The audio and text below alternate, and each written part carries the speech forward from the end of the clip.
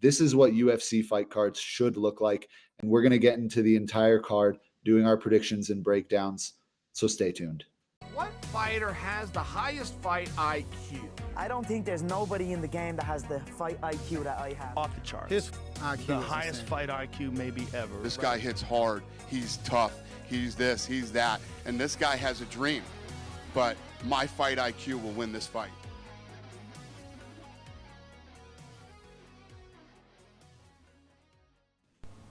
Welcome to the Fight IQ podcast. We're back with another episode. This weekend we have UFC 314 Volkanovski versus Lopez. We're going to get into all the fights. Let's just start with the first early prelim, Nora Cornell versus Haley Cowan. I'm going Nora Cornell. I'm not going to spend too much time on this pick. Haley Cowan sucks. She lost a decision to Jamie Lynn Horth, unanimous decision. I can't, in good faith, pick a fighter who lost to Jamie Lynn Horth by unanimous decision. Nora Cornell, on the other hand, is actually pretty skilled. She's well-rounded. She's got good striking. Her only two losses on her record are to Cavalcanti, who is 4-5-0 in the UFC so far, who I actually rate pretty highly. I'm going Nora Cornell. Nice. Yeah, I was looking at this one too. I didn't know a ton about either of these fighters. Looked into Nora a little bit recently. I noticed she was from France too. French women's MMA for some reason has been kind of having a moment, right? They've got Manon. In the jiu-jitsu world, they have Fionn Davies as well. So it's one of those where it's like, it seems like women's MMA out of France is looking pretty good. So for that reason, I think I'm going to go with Nora as well. Yeah, I'm not going to spend too much time on this one either, but I'll go with Nora. And I'm really basing this off the Jocelyn Edwards win because I really think that Jocelyn Edwards is pretty talented. She's really big for the bantamweight division, and she can be pretty tricky in the striking. So if you can deal with Jocelyn Edwards, I feel like you should be able to deal with Haley Cowan. Fair. Up next, Tresean Gore versus Marco Tulio. This is going to be a good fight. Marco Tulio is on a real streak right now. And honestly, Tresean Gore has looked really good lately as well. His guillotine is nasty, but I just don't see him catching Marco Tulio. I think Tulio is going to be coming in a lot bigger. I think he's got more power on the feet. He's durable. I think in this fight, Tresean Gore to win would have to catch Tulio, and that seems to be pretty tough. And even if you do catch him, he's got a hell of a chin. I like the momentum of Tulio right now, therefore that's where I'm going for this pick. Nice. I like that. I was looking into this one. I mean, we're talking about two guys that are kind of on a roll in their careers, right? Tresean at 6-2, Marco at 13-1, both of them coming off of wins. They're looking really good. They're both really kind of having a lot of momentum. I think I'm going to go Tresean Gore on this one, though. His guillotines have been really, really nasty. He had that one standing guillotine finish that was pretty devastating, I think, against Josh Fremd. He's just been looking good, obviously coming off of the Ultimate Fighter. He's tried to keep that momentum rolling, and I think he's probably going to look to really kind of make a step up in competition here. Marco's probably going to give him a great fight. I know this is an awesome way to kind of get into the early prelims, but I'm picking Tresean Gore for this one. Nice. I'm going to go with Marco Tulio on this one. I was very impressed with his performance against Igor Prateria. That KO is really sick, and it just displayed that he has some very slick hands on him. I do, his grappling is kind of suspect right now. We don't know how it is. So I think that Tresean Gore is a great test to see how he's going to be able to deal with the top guys at middleweight. There's a lot of grapplers up there. So I think that Marco Tulio is going to be able to expose Tresean Gore's lack of striking defense and get the win here by KO. Yeah, and I think, honestly, Tulio is going to be able to avoid the guillotines, those chokes on being 13-1 and not having any loss. I mean, obviously he's got one loss, and it was by KO, TKO. But I think his survivability in the grappling, I think is going to help him a lot here. He doesn't have any losses by submission, so that just solidifies my pick. Let's move up. Sumadarji versus Mitch Raposo. This is a mismatch. I have no idea why Mitch Raposo's even in the UFC still. This is kind of crazy. I think, obviously from the UFC's perspective, it's probably just like a cheap fighter. They can pay him 15-15 and we get another fight on the card. And they can put him against someone like a Sumadarji who's going to have an impressive performance and kind of build that hype of the card. Yeah, I think Sumaderji is gonna dominate him. Probably TKO.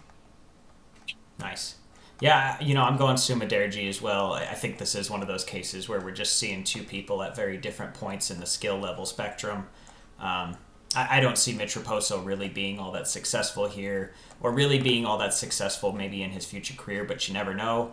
But I think Sumaderji is going to be able to get it done, and hopefully in some sort of devastating fashion, whether that's a KO or a submission, but either way, we'd love to see it. All right, guys. I'm actually going to go with Mitch Raposo on this, and I'll tell you why. Guys. I know you guys are just glazing Sumaderchi, but he's coming off 3 fucking losses. 2 were those of submissions. High level competition. He's Matt Schnell, high level competition. Yeah, what we're talking about. Okay, yeah. all right, Yeah. So, Talk about his chin all you want. Matt Schnell is talented. I mean, funny throwback for Matt Schnell, dude. He was on like an MTV show back in the day, fighting, dude. I like early MTV, dude. He was on like a documentary series about MMA fighting.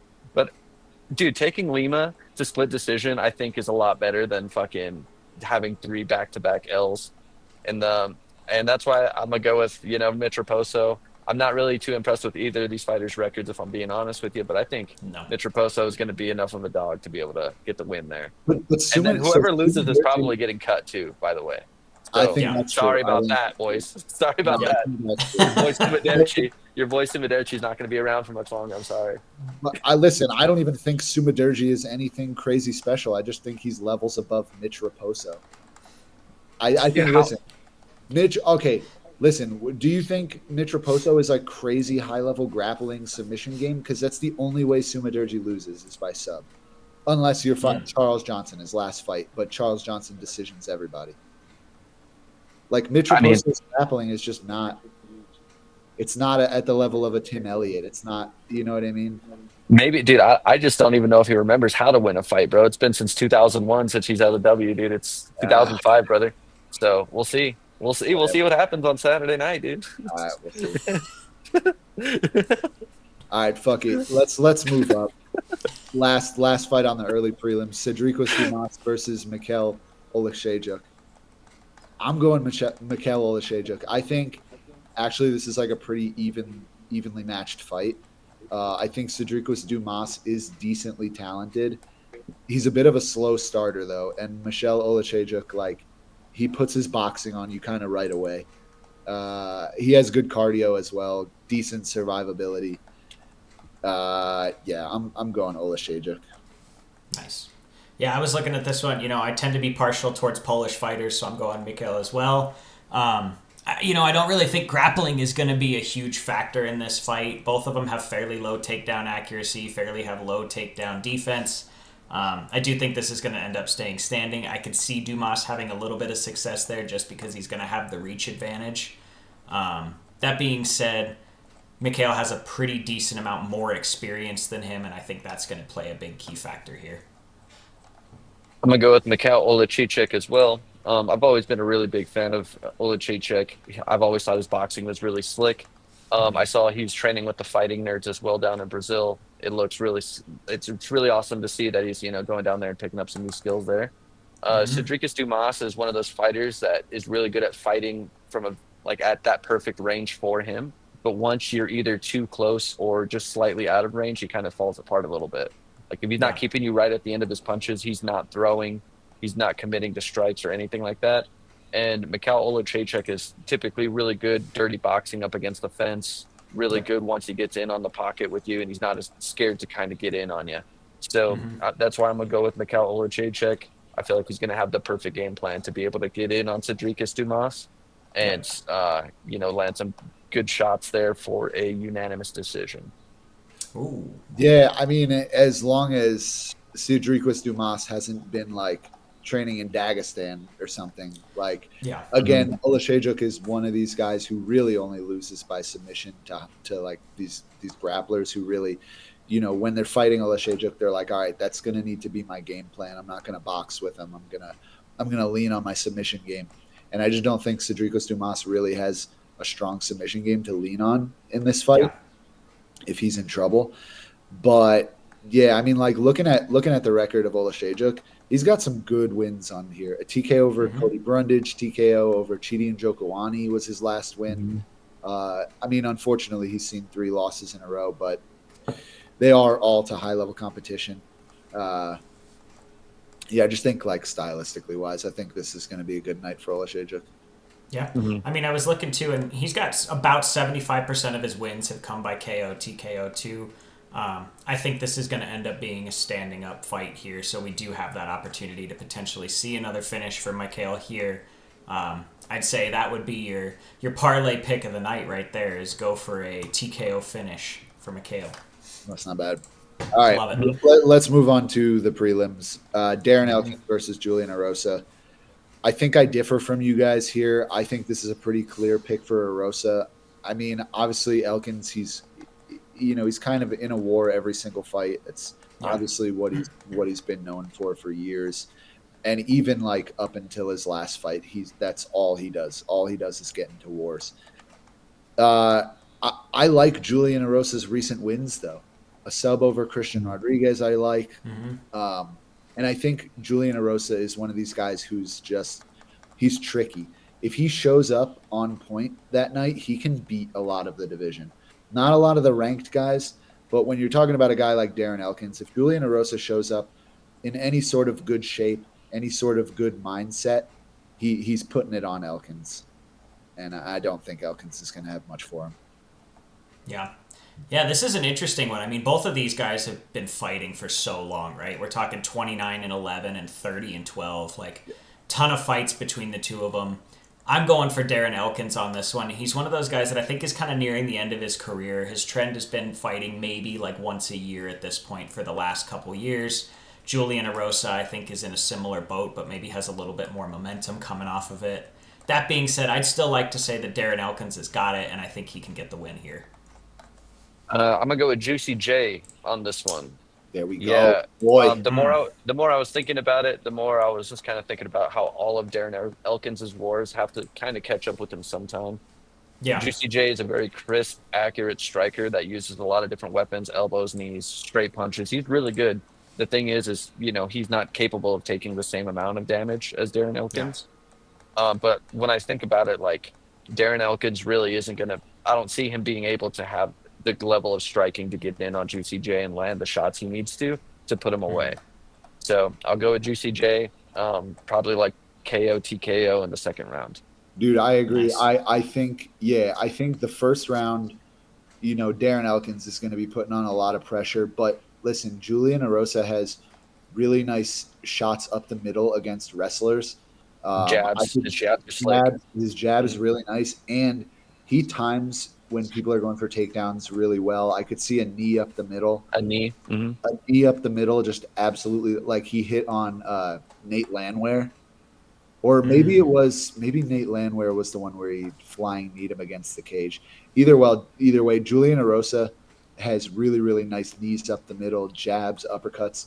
Like these weapons, I think are really good against a fighter like Darren Elkins, who I think by round 2 or if they get to round 3 is going to be really just kind of diving into those takedown attempts.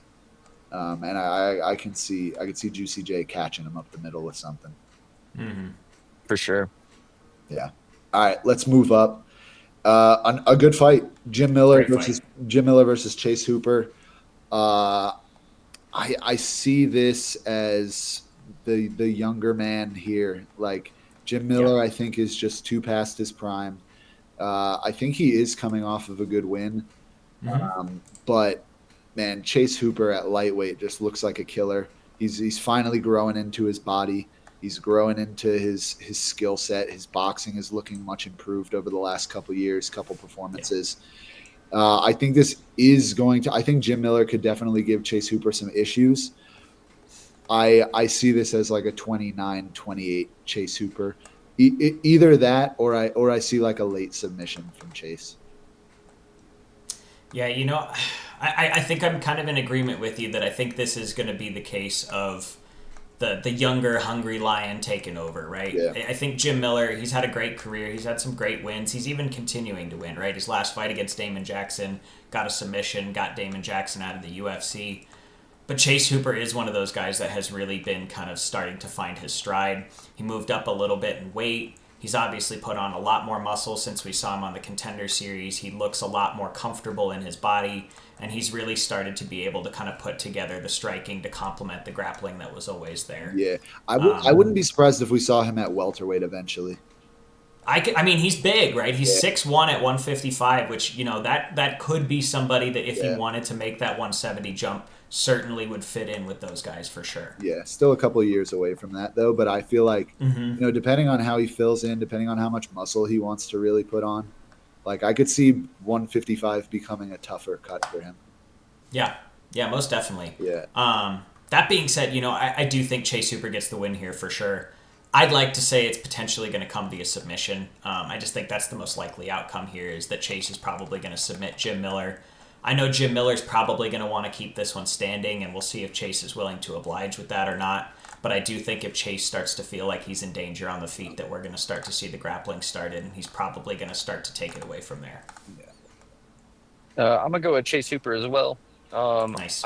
I see what I see happening. I feel like a lot of Jim Miller's strengths in a lot of the victories that he has come from his grappling. He's used his jiu-jitsu very well to get submissions over a lot of his competition.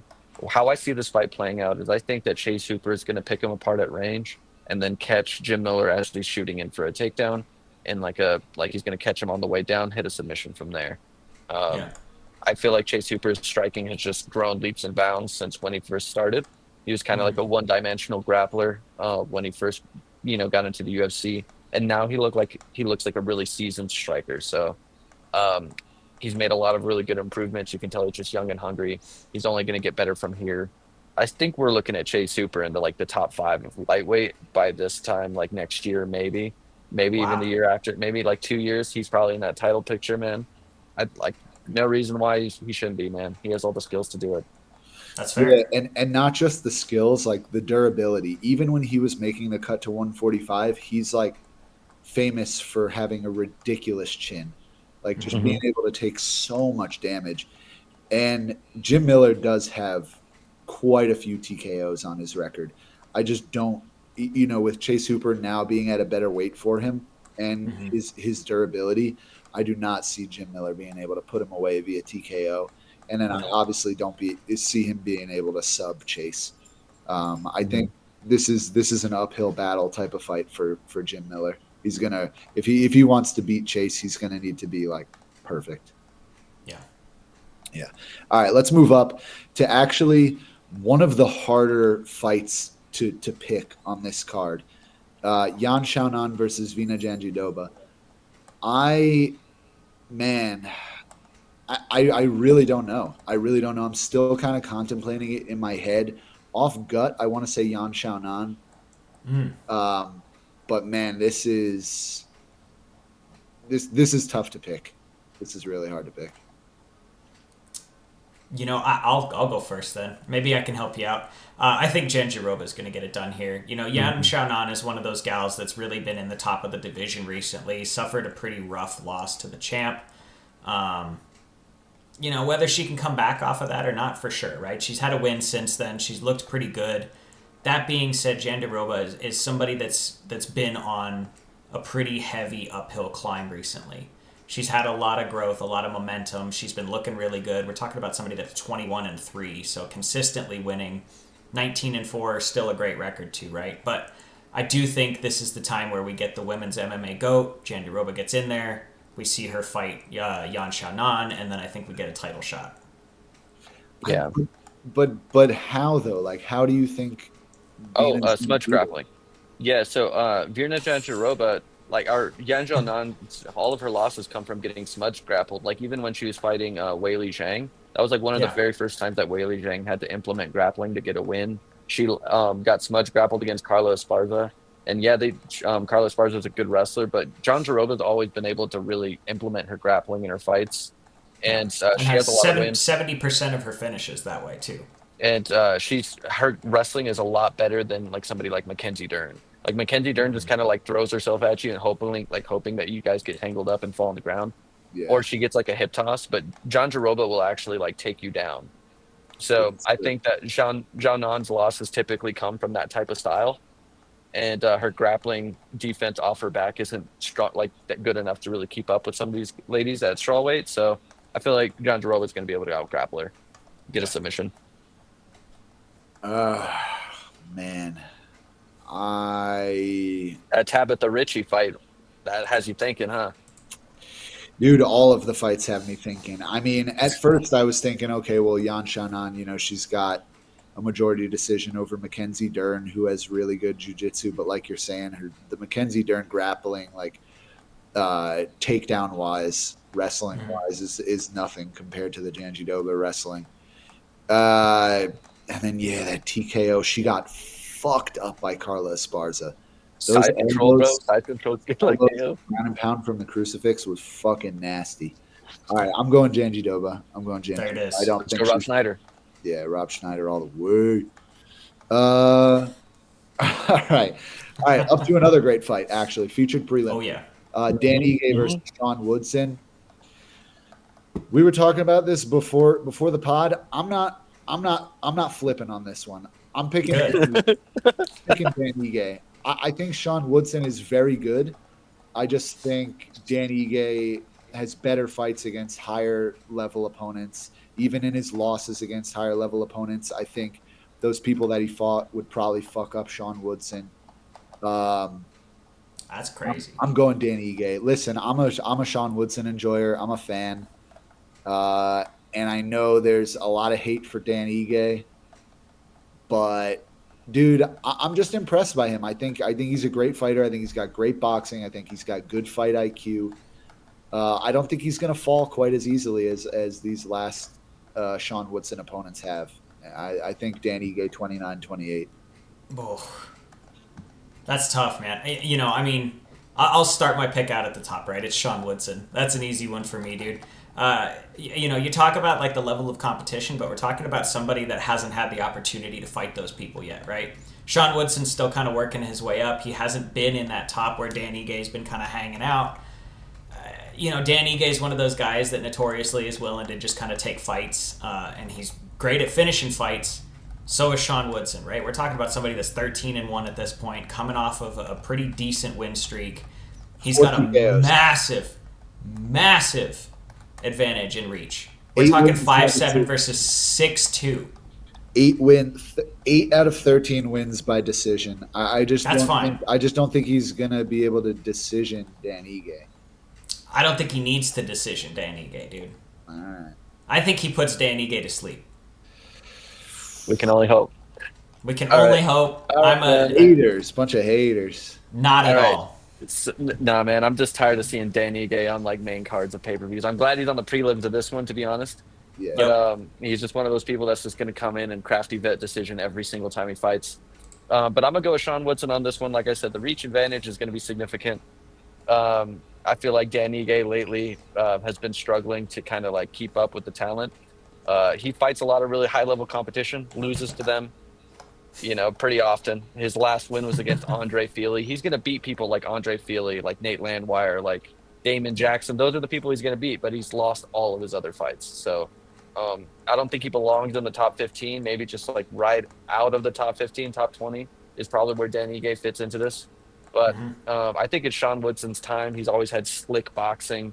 If he's able, sometimes he really struggles to get going in fights and he's really slow to start. But once he finds that momentum, like a Max Holloway, he's just going to pour it on you and you're just going to be getting boxed up at range. And I feel like that's what's going to happen to Dan Ige. And I hope he's going to be able to get the TKO and late round 2 or 3. That'd be sick. It'd be good for Sean Woodson to make his way into the top 15 off a KO over Dan Ige. And then you just get him out of there, Yeah. Listen, I see what you guys are seeing. I just there's something inside of me that's telling me Dan Ige, and I don't know why, and I can't ignore it. He has great coaches and a lot of experience, man. I will always back the Eric Nixick squad at Extreme Couture, man. They're really smart and they know how to train fighters. Dan Ige's been there for a while, but he loses all of his fights. So, I feel like Andre Feely and Sean Woodson. Like I feel like I would go Sean Woodson in that fight, and that's Dan Ige's. That's Dan Ige's last win. So Fair. Yep. We'll see what All right. Dan Ige shows up, because he is one of those fighters where it's just like, all right, either he comes out, completely dominates, or whatever. Other than his last fight, which he took on extremely short notice against Diego Lopez, which was No, extremely. that wasn't his last fight. His last fight Uh, was against Laurel Murphy. All right. With that being said, let's move on to our main card. Great main card here, and it starts off by the return of Dominic Reyes versus Nikita Krylov. Nikita Krylov has long been, in my opinion, an underrated fighter in this division. Yeah. He's always extremely exciting. He's well-rounded. That being said, he's going up against Dominic Reyes, who has great takedown defense, power in the hands. 2-fight win streak, if I'm not mistaken. Right? You want to double check me on that? I'll double check real quick, but I think you're right. Yeah, 2-fight win streak for Yep. Dominic Reyes. Yeah, but it's against Smith, bro. Both TKOs, but the other one against Dustin Jacoby, which very impressed. He broke, I think, a 5 or 6 fight win streak for Dustin Jacoby. Mm-hmm. That was pretty impressive. I don't think this is the Dominic Reyes that fought John Jones. This is not the Dominic Reyes that we knew back in the day. I am going to go Nikita Krylov here. I think even in Dominic Reyes's last couple wins, it's very clear that he's not the same that he used to be. His speed is not there. He looks a little more awkward. Mm-hmm. Like, he's always had kind of a weird style because he's got this like crazy long torso and he's got such an interesting build that he's always looked like athletic but kind of weird. But even in Dominic Reyes' last 2 wins, something about him, I'm like, this looks off. He looks like he's going to get cracked at any moment. I'm going Nikita Krylov here, probably by like a ground and pound TKO or something like that. I could see that.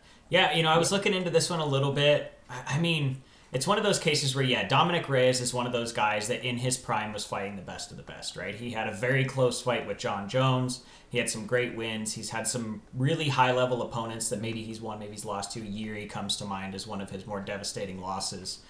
The Span ones are bad too. Yeah, and that's an interesting one is they share an opponent in Span. They both fought Span, and they both fought him not that far apart as far as the time goes. Krylov submitted Span in the first, and that was his most recent win. He's also on a 2-fight win streak.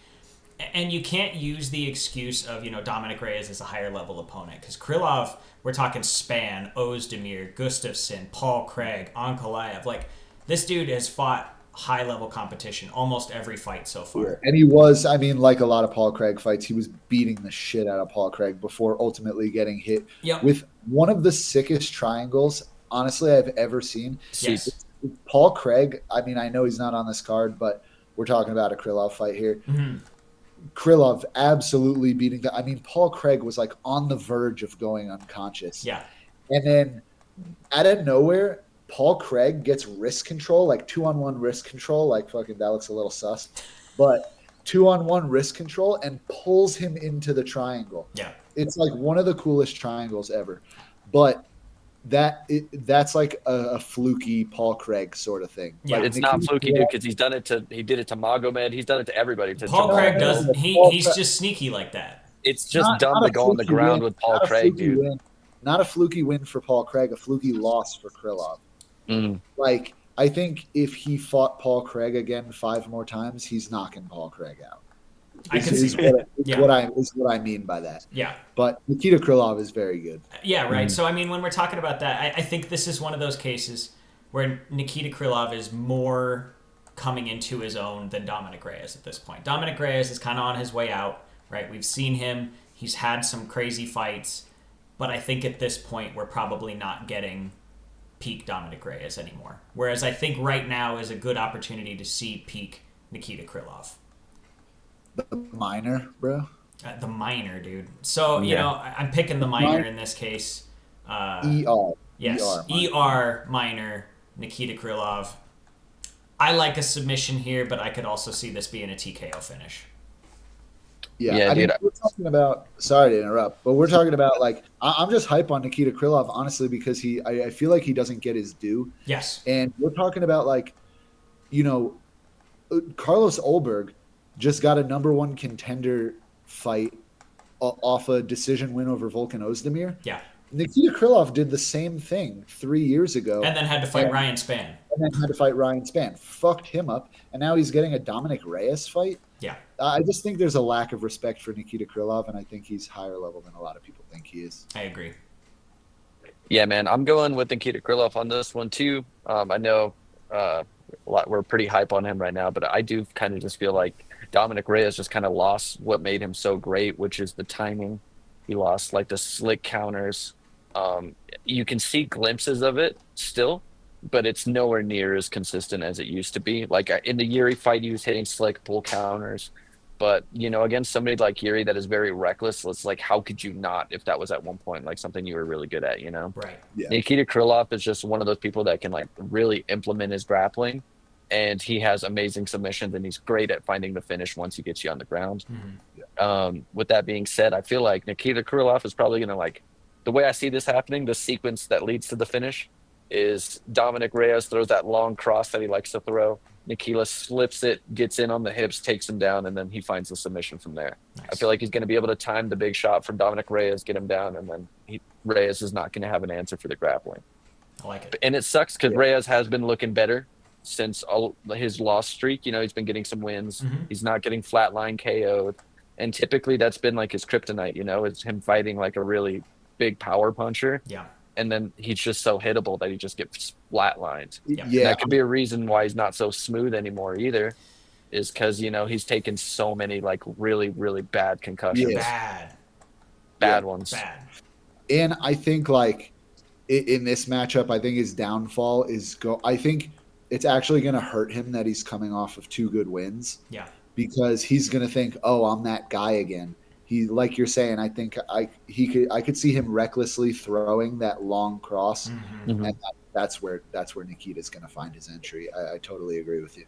Yeah, dude. And then another thing too is Dominic Reyes really fades in that last round, bro. If you think of like Dominic Reyes third rounds, bro, like his hair is like sweating all over his face, all weird. Yeah, He's just looks like a mess. Stoked, bro. Yeah, dude, he looks like a fucking mess, dude. He's like covered in sweat, can't breathing out his mouth. No. And like I feel like that's gonna be like where Nikita Krylov is gonna be able to take him down and just do whatever he wants. Dude, why does his hair always get so sweaty? Dude, it's like, and it's only like right here, dude. It just droops down to like there. Yeah, it's so terrible. Hilarious. All right, we're all going Nikita. I think so. Yeah, I think so. All right, cool. With that being said, let's move up to Yair Rodriguez versus Patricio Pitbull. I think Patricio Pitbull is too far out of his prime. He used to be very good. Yeah. I will say. Good for Bellator. Yeah. Good for Bellator. I don't think he was ever as good as Yair, which is even more so why I think Yair is going to dominate, especially now that Patricio's 38 years old or something like that. Yeah, I definitely think Yair has always had the advantage over him skill-wise, and I think it's going to be a pretty easy fight for Yair. I think Patricio is going to have a hard time finding the distance. He's got like the arm reach of a bantamweight. I think Yair is going to get this done pretty easily. I'm saying round 1 or round 2, early round 2 TKO. Wow. I think I might be the one going the opposite way here.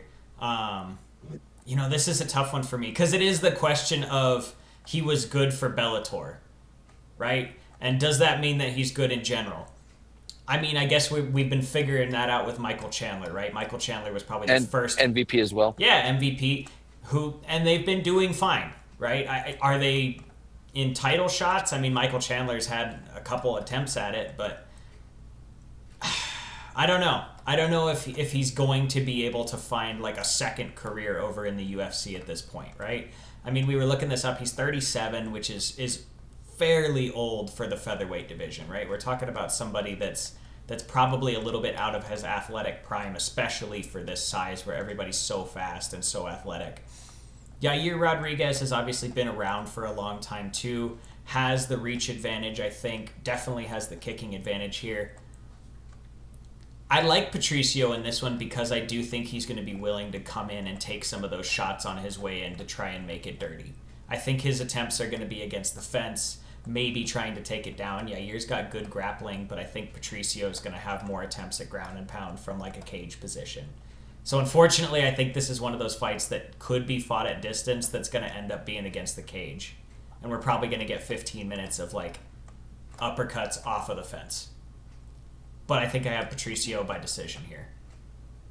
Nice. That's a good pick, man. Yeah, I don't know. I like it. So I'm going to go with Yair Rodriguez in this one, Nice. also by finish.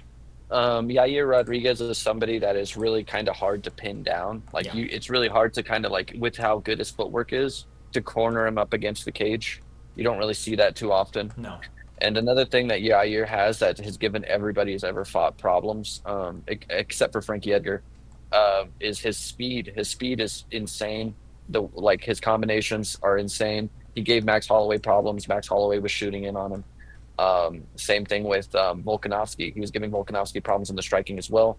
I don't think Patricio Pitbull's skill set is anywhere near them. No. So I feel like he's going to be able to pick him apart with the reach advantage he has and just land whatever he wants, really. Knees. I see it like Yair being like vintage Yair, like throwing all the crazy kicks that we know him for. Yep. And Patricio not really having anything for it. The one loss that I'm thinking of Patricio's right now is that one against AJ McKee, where he kind of hid the head kick behind the punches, and that's something Yair does like better than most people in the sport. Yeah. So I feel like at 30, 37, 38, it's going to be really rough for Patricio Pitbull to have the skill set to fucking beat Yair, dude. He's fast. He's dangerous everywhere. Even if you take him down, dude, it's like he throws submissions up off of his back. He's hitting you with elbows. Yeah. And yeah, dude, I just don't see Patricio really having anything for him. Yeah, I think actually this is a really, really smart move on the UFC's part.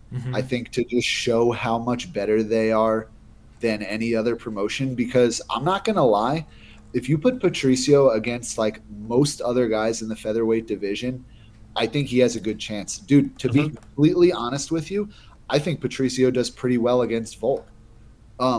I think this is a strategic move by the UFC, being like, yo, all right, we got this former champ from Bellator who's coming over. Let's give him the worst possible matchup for him in the division, just so we can be like, look, bro, these other champs aren't shit.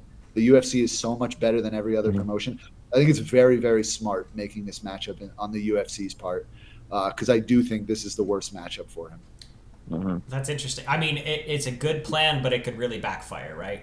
Yeah. God forbid that's the plan. You put him in at number 5, right? Yair, and then Patricio comes out and we get a first round finish off of a fight that was supposed to be like a, hey, look and see how much better the UFC is. But then it's a win-win. I guess then so. It's a win-win. But is it though? Are we investing in a 37-year-old ex-Bellator champ now?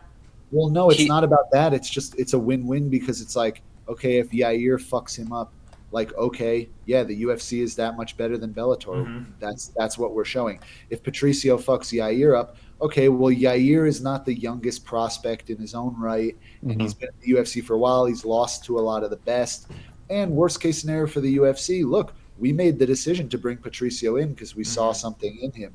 Same with Chandler, and then they can hype him up like they did with Chandler and give him. Yeah, they're definitely following the Chandler game plan, giving him a good middle of the pack ranked contender like Dan Hooker. You know, that was a really good fight for Michael Chandler to come in. This is not a really good matchup for Patricio. No, this is definitely a tough one, and I'm a huge Yair Rodriguez fan. I love his style. His fights are always super exciting.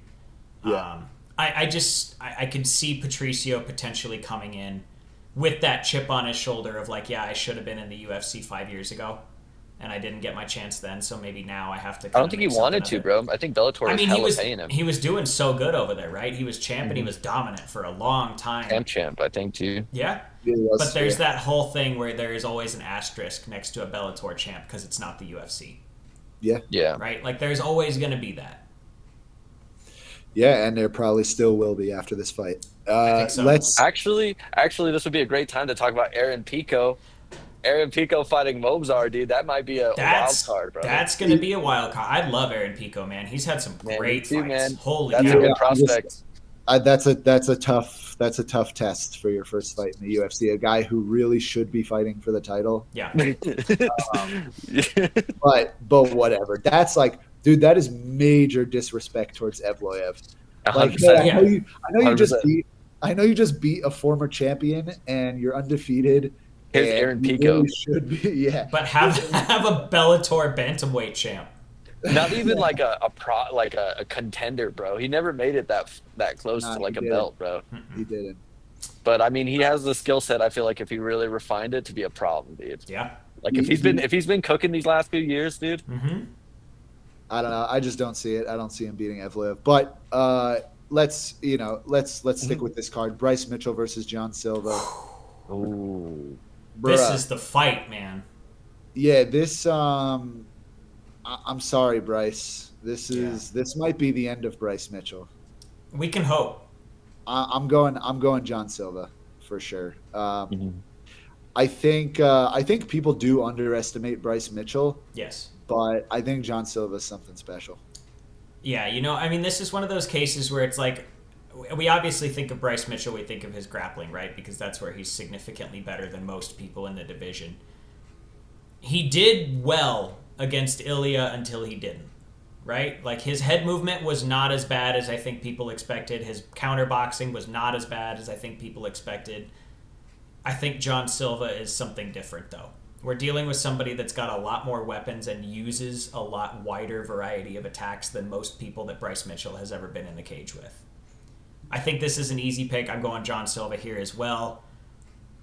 There's part of me that's real scared that Bryce gets him on the ground and holds him there, and we have a big problem on our hands, though. Ain't nobody holding Jean Silva down, dude. That is a wild child. Yeah. I just don't think it's a possibility to hold him down. I think Bryce Mitchell could, bro. That dude looks fucking strong, dude. Did you see him that's doing the farmer fucking strength, brother? Yeah, that farmer strength. That's different, dude. Yeah. I get it. I see what you're saying. He's out there wrestling cows, dude. Yeah. Yeah, it ain't enough. He has the strength of Jesus behind him. Yeah, but I don't give a shit. When you're talking about Jean Silva, who can go up in weight class against like one of the most powerful guys in the weight class above you and just completely dominate him like that.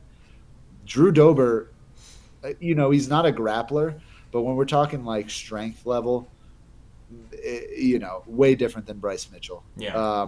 I don't see anyone being able to hold Jean Silva down.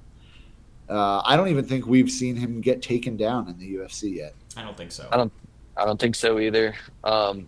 I know that he did really well defending against Charles Dordan's takedown, and he got the KO off of defense, like the takedown defense. So I'm gonna go with Jean Silva on this one too. He just has a lot of hype behind him. I really wasn't impressed with Bryce Mitchell in his last fight against Kron Gracie. Yeah. Even though he got the highlight reel slam, it still took him a long time for him to be able to capitalize on Kron Gracie's lack of skill set.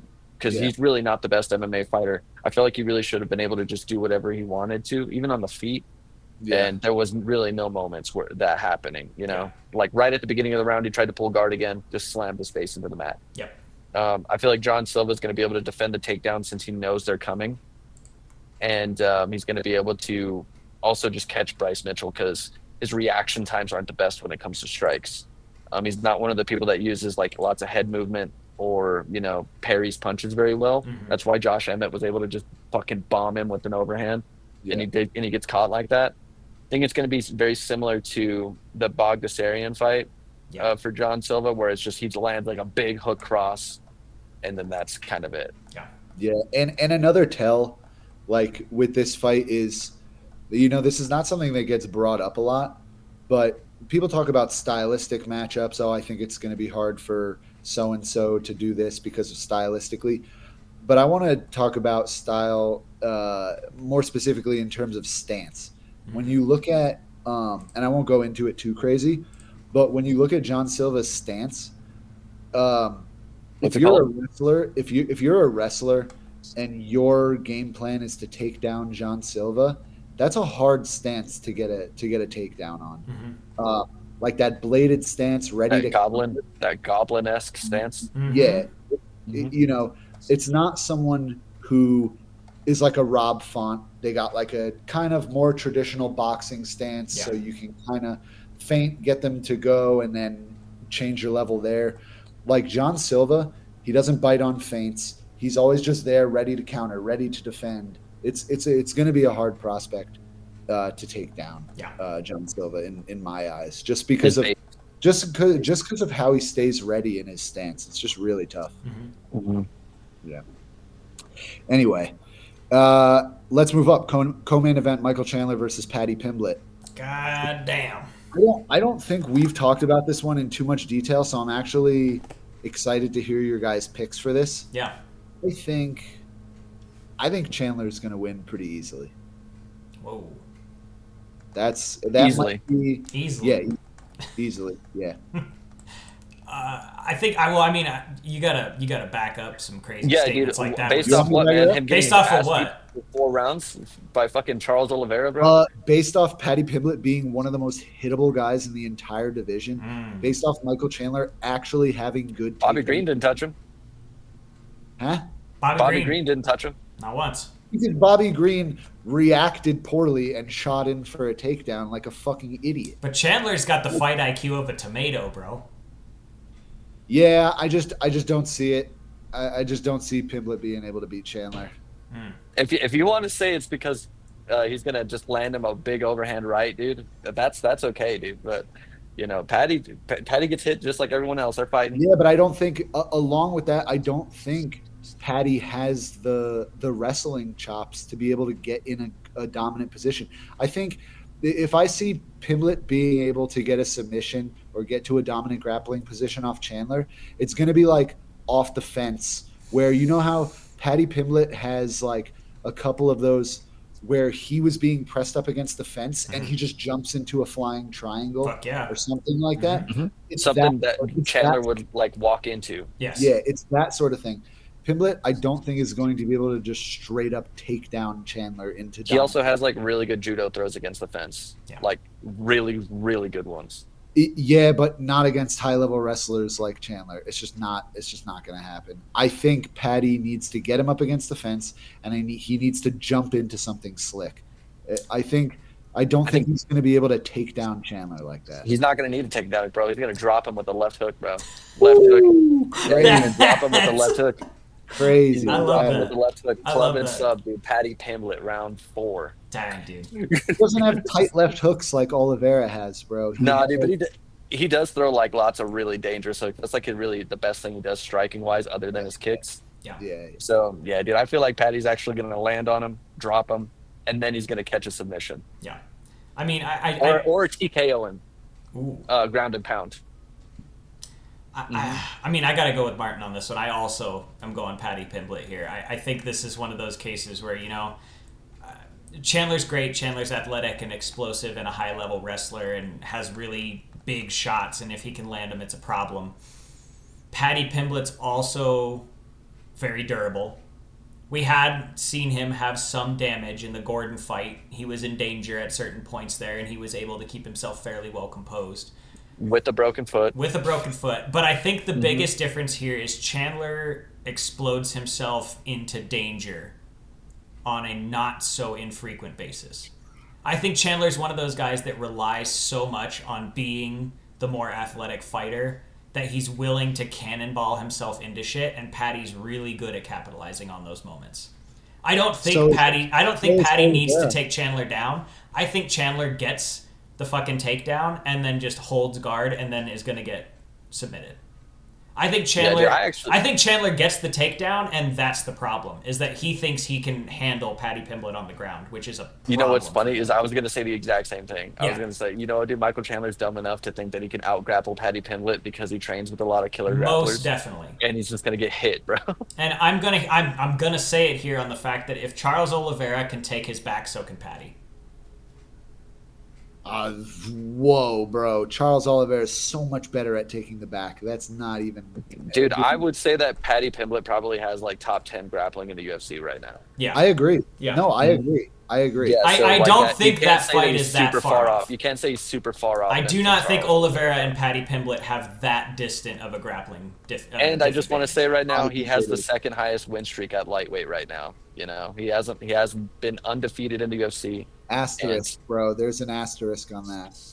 I'm pretty sure if you went through everyone's record, there's asterisk, bro. So we can play this game all day, dude. I feel like Michael Chandler's an idiot, and he's gonna lose this fight. Yes, he is. I think he's gonna be just smart enough to win. I think And I feel like it should be said that he's probably going to cheat a few times too. I think we're gonna get a couple glove grabs, a couple shots to the back of the head, Fence probably grabs, maybe a fish fence hook if grab, it's really All bad. part of the game, dude. a All part of the filthy, game. fence grab, dude. Dude, That's just going to some save him from getting some subbed. nasty sweaty All part fingers of in the your game. mouth, all Hey, like it Dustin ain't his Poirier. fault. It ain't his fault. It's the ref's fault for not docking. Some back of the head Oof. shots, dude. Maybe like 6 or 7 of them. Oof. Hey, I'm not saying I like that shit. You know what I'm doing with this card? I'm picking with my brain, not with my heart. Dude. Okay, you guys are Dude. picking with your hearts, and that's fine. That's fine. But I feel like I'm gonna have a couple I told you so moments. Dude, after maybe. this. Or is it that you're picking with your brain and you should listen to your heart a little more? Maybe. We'll see. Maybe. I actually, you know what? I did do that with one fight on this card. Mm. I picked Dan Ige with my heart, not with my brain. See, that's where you went wrong. So maybe.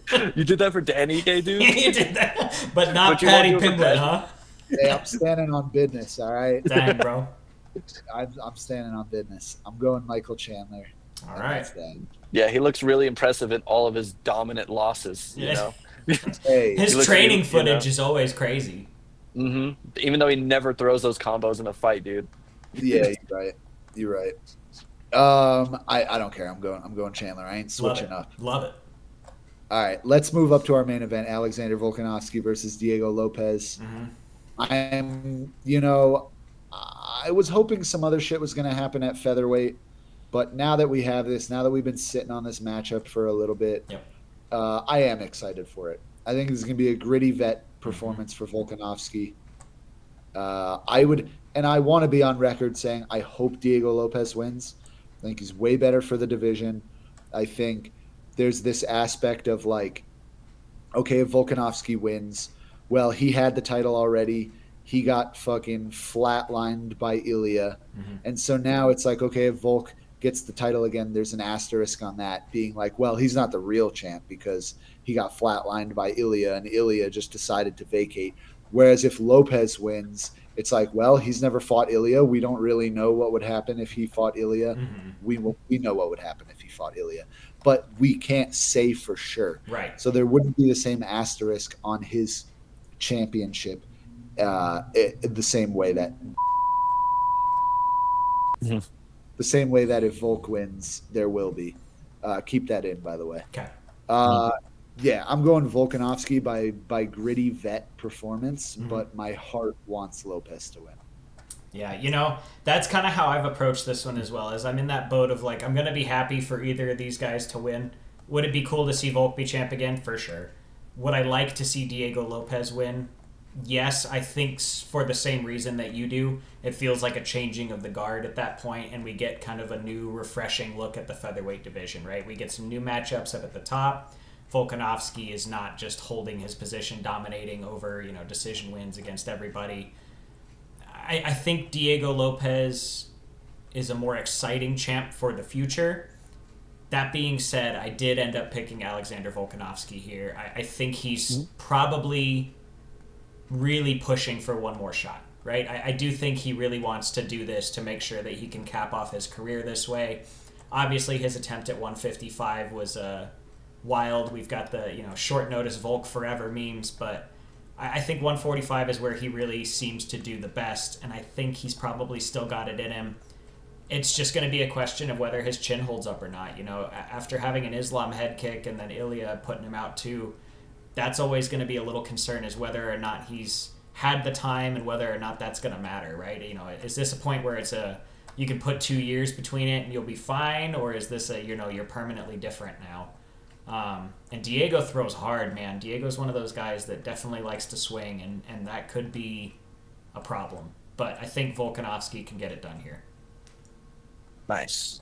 I'm happy that we're going to have a little bit of a dissent on this one because I'm actually going to go with Diego Lopez Nice. on this. I just feel like, Volk's getting up there in age. He's taken a lot of damage in his last few fights, and he's been involved in a lot of wars. That has to catch up with you eventually. If Diego Lopez can have his cardio in order, I feel like this is a very winnable fight for him. And one of the sequences that's leading me to make this pick is the way that Volkanovski disengages from range. or how he like kind of measures his range is he uses that lead hand a lot. Like you'll always like kind of see Volkanovski like with an outstretched lead hand, and being a shorter opponent and having that arm stretched out, Diego Lopez really likes to arc his punches over that lead hand. It's what he hit Brian Ortega with like 4 or 5 times in their fight, and we were like, how is he still standing? And he also, one thing that he does well that not a lot of power punchers do is after he lands like the big bomb, he always has follow-up shots. So I feel like he's going to land that big overhand, and then a left hook's going to be right behind it, then probably like an uppercut too. And I feel like he's going to have a really big advantage in the clinches as well. When he creates that car crash, he likes to throw the single collar clinch over and land uppercuts and hooks in like dirty boxing range. And I feel like those are going to be the keys to victory for Diego Lopez. I feel like he's going to be able to rock Volk with the big shots, get the single collar clinch when he tries to escape, and, you know, land the shots that he needs to get Volk out of there. I'm seeing a round 2 KO on this. Where is this card taking place? Not in Mexico City Miami. like I thought it was, but Miami? This one's Miami. All right. Interesting, right? So I didn't. Yeah. No, I thought, okay. It's at sea level. No, we're not going to have to worry about altitude for this one. Yeah. You know, cardio's going all around. You know, Volkanovski can go 5 rounds any day of the week. Yep. Bro. So at short notice, Volk comes in 5 rounds ready. Yep. Diego Lopez is going to have the suspect cardio here for 5 rounds. Yeah. And I think he's going to need to finish it in the first few rounds if he's going to have like a good path to victory. Yeah. Unless he gets like a 10-8 or something early. But first 2 rounds, I think he's got to get it done in the first 2 rounds. Otherwise, Volkanovski's going to come in with that vet experience. Round 3, Volkanovski really starts to take off. Yeah, I mean, you see it happen in all of his fights, right? The Korean Zombie fight, it happened. The Holloway fight, it happened. The Ortega fight, it happened. He's just got that ability to start laying it on heavy, and especially as he get tired, he starts to make that separation more and more noticeable. And Volk is a very smart fighter that really does his homework. Yeah, he's a champion he was a champion for a reason, you know, and he makes the reads that he needs to mid-fight and makes those adjustments, so that way by the end of the fight he has you completely figured out. Yeah. Volkanovski's a great champion because of that. It's how he beat Max Holloway 3 times. You know, it's how he was such a dominant champ. I mean, I gave Max the second fight too, but like fucking on record history, on record, you know, he has those 3 wins. I know. But that being said, man, he's just very smart, very cerebral. So I think if Diego Lopez isn't able to like get him out of there in the first 3 rounds, Volkanovski is going to have the reads to really turn the fight around late. Yep. Yeah, that's fair. I mean, I think we all are hoping for that Lopez run. Although Andrew and I are picking Volk for this one, some fresh blood at the top would be nice. It would set up the Evloev rematch for the title if Evloev can get past Pico. That's our thoughts for the entire card of UFC 314. Please let us know what you think in the comments if you made it this far in the video. We really, really appreciate you watching. Like, comment, and subscribe. Help us get into the algorithm. Enjoy the fights. We'll catch you on the next one. Adios. Peace. Peace.